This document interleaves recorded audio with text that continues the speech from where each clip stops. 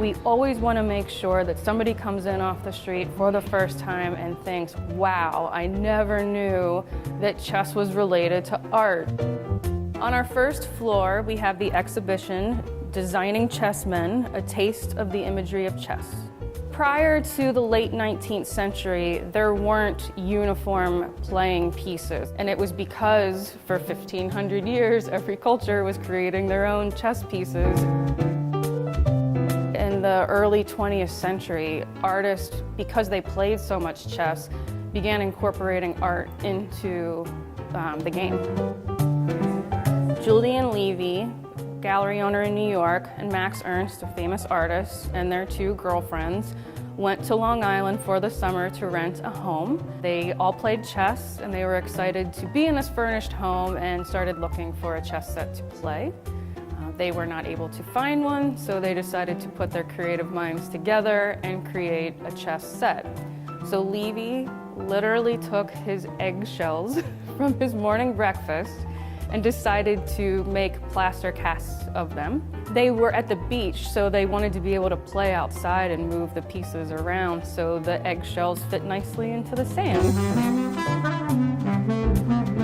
This was a negative statement on chess. Red wine and white wine representing the black and white sides of the chessboard, and it was on a series of square mirrors. The square mirrors are to talk about the narcissistic qualities of a chess player.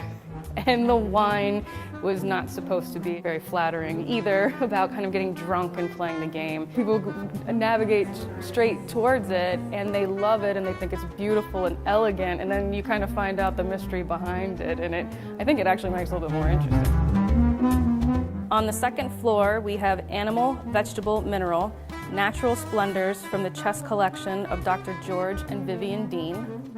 We decided to pair them with objects that were used to either shape them, create them, mold them, plus the raw materials that are used. So you're looking at this exquisite tortoise chess set, which is so beautiful and so elegant, but beside it is an actual tortoise shell.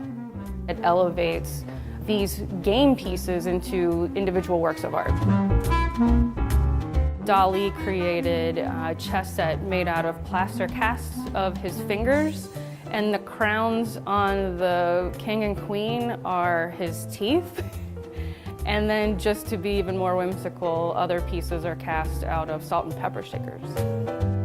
On the third floor, we have open files celebrating 5 years of chess collecting.